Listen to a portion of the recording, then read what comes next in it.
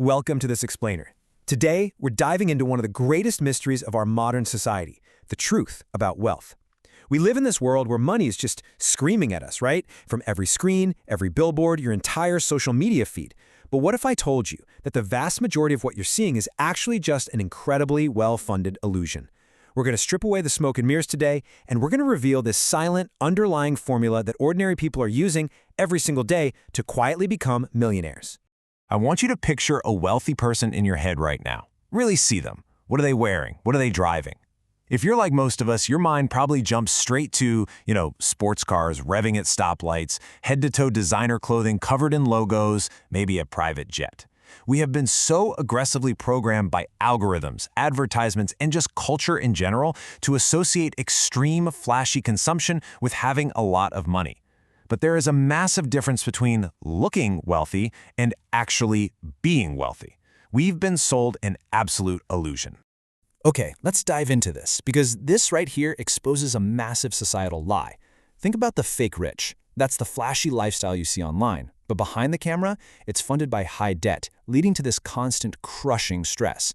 It's a dark, anxiety-inducing reality, where literally every single paycheck goes toward financing an illusion. Now, contrast that with the actual rich. The difference is staggering. It's a quiet lifestyle, high net worth, profound financial peace. They aren't unbothered because they have nice things. They're unbothered because they owe absolutely nothing to anyone. Section 1. The Millionaire Next Door. The Truth About Modern Wealth. So this brings us to our first major reveal, and we really have to completely subvert our expectations about who actually holds the wealth in our society, because honestly, it's rarely the person you think it is. Meet the protagonist of our explainer, the millionaire next door. Now, this is not some tech billionaire or a celebrity born into massive privilege. No, this is an ordinary individual who builds substantial invisible wealth through incredibly quiet financial habits. True wealth isn't roaring down the highway in a rented supercar. It's often sitting quietly in a 10-year-old, fully paid-off sedan right next door to you. We're talking about the teachers, the plumbers, the middle managers who have mastered a secret set of rules that society desperately tries to keep hidden from them. Zero. That is exactly how much interest the everyday millionaire has in looking rich to strangers. Zero. Absolutely nothing. They simply do not care about playing the status game. And that opens up a massive curiosity gap, doesn't it? Like, if they aren't spending their money on the things we are repeatedly told are the ultimate markers of success, what exactly are they doing behind closed doors? How do they actually operate? Section 2. Assets versus liabilities. The quiet mechanics of money. And this brilliantly illustrates exactly what we're talking about. We're shifting gears from the illusion of wealth to the actual mechanical tools used to build it.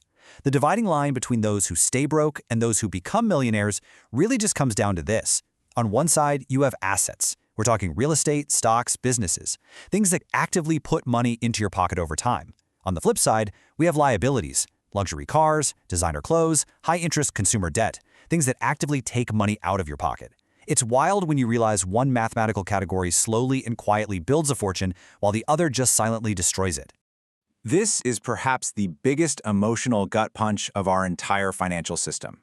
Consumerism literally tricks ordinary, hardworking people into financing the myth of looking rich.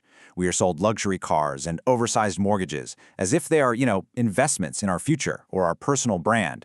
But let's be real, they're just liabilities wearing a really clever disguise. Buying them doesn't make you wealthy. It just makes the banks and the corporations wealthy. Section 3. The psychology of wealth. Mastering the mind to master the money. So how do you actually resist that massive trap of consumerism? Well, it requires surviving the true emotional trials of the modern financial hero's journey. First, you have to embrace delayed gratification. Second, you must commit entirely to living below your means. And third, perhaps the hardest of all, you have to ignore the loud money crowd. You see, wealth creation is rarely just a math problem. It is almost entirely a behavior problem. It's about developing an absolute ironclad mindset against a culture that practically demands you spend everything you earn right this very second. It really all boils down to this psychological contrast. Instant gratification gives you the illusion of wealth right now. That fleeting dopamine hit of a brand new purchase that quickly fades right into the stress of a monthly payment. Delayed gratification, on the other hand, requires intense discipline today to guarantee total financial independence later. You are essentially trading the temporary approval of complete strangers for lasting, unbreakable security. Section 4. The Compound Growth Engine. How Quiet Habits Snowball. Now, we are going to unveil the actual mechanical engine driving this silent wealth formula. It operates like a hidden force of nature through this incredibly simple playbook that ordinary people use to automate their path to millions. Step 1.